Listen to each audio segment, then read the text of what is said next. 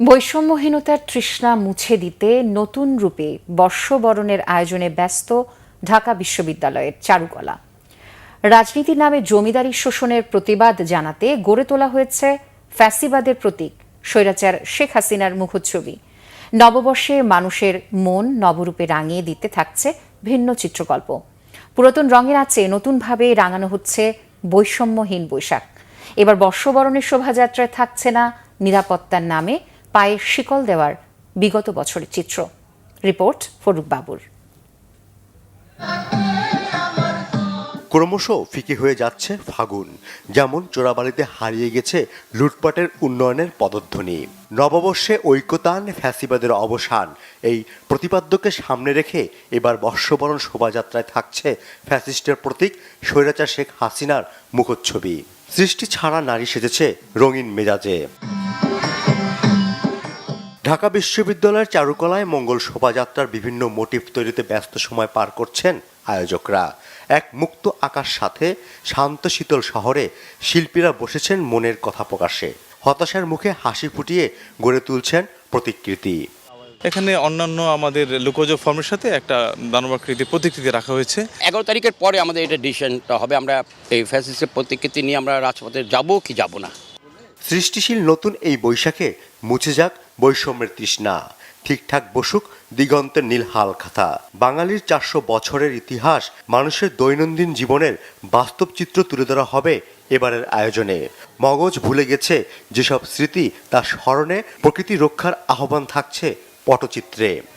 দেশের জন্য যারা জীবন দিয়েছেন, আমাদের ভাষা আন্দোলনের সময় যারা জীবন দিয়েছেন, ওনাদের স্মরণে এবং আমাদের যে তরুণ প্রজন্ম, ছাত্র জনতা, যে আমাদের নতুন করে আমাদের সেই বৈষম্য দূর করার জন্য যারা বুকের তাজা রক্ত দিলেন, সেটা স্মরণে একটা পটচিত্র হবে, সেটা হচ্ছে বাংলাদেশ পটচিত্র।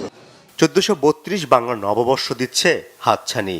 তাকে স্বাগত জানাতে বরাবরের মতো উৎসবে মেতে উঠেছে চারুকলার শিক্ষক থেকে শিক্ষার্থীরা।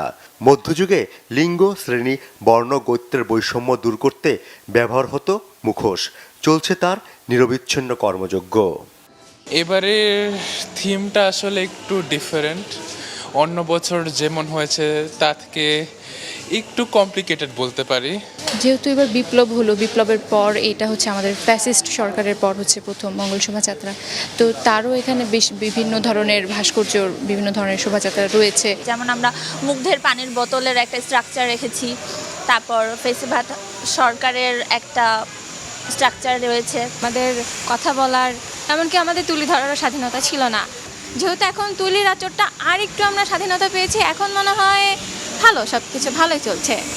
ক্ষমতার দাপটে আনন্দ শোভাযাত্রা থেকে মঙ্গল শোভাযাত্রা নামকরণ হয়, যার স্বীকৃতি পায় আন্তর্জাতিক অঙ্গনে। এবার কোন নামে উদযাপন হবে বর্ষবরণের শোভাযাত্রা, সেই সিদ্ধান্তে এখনো পৌঁছায়নি আয়োজকরা। এবার একটু দীর্ঘ একটা বহর শোভাযাত্রা হবে, ফলে এখানে নিরাপত্তার একটা বিষয় তো আসলে প্রয়োজন তো আছেই। আমরা বলেছি যেমনভাবে আমাদেরকে নিরাপত্তাটা যেন দেয়া হয়, যাতে শোভাযাত্রার যে স্বতঃস্ফূর্ত যে অংশগ্রহণ, সেই জিনিসগুলো যেন বাধাগ্রস্ত না হয়। এটা আনন্দ শোভাযাত্রা থেকে মঙ্গল শোভাযাত্রা হয়েছে, এখন অনেকের প্রশ্ন আছে, কিন্তু আমি চাইছি বা আমরা চাইছি, চারুকলা অনুষদ চাইছি এমন একটা জায়গায় আমরা যেতে, সবাইকে যেন সবার অংশগ্রহণ স্বতঃস্ফূর্তভাবে নিশ্চিত যেভাবে করা যায় সেই দিকে যেতে। এবং আমরা এটা পর্যালোচনা করছি, বিশ্লেষণ করছি, আমরা 2-1 দিনের মধ্যে সেই জিনিসটার সিদ্ধান্ত জানিয়ে দেব। যুগ যুগ ধরে বহু মানুষ চেয়েছে বিভেদ তৈরি করতে, কিন্তু জীবনযাত্রার সংস্কৃতি, ঐতিহ্যে প্রভাব মিলে যেতে বাধ্য। সাম্রাজ্যের হস্তান্তর হয়েছে, যার প্রভাব পড়েছে স্থাপত্যে। ফরুক বাবু, বাংলা ভিশন, ঢাকা।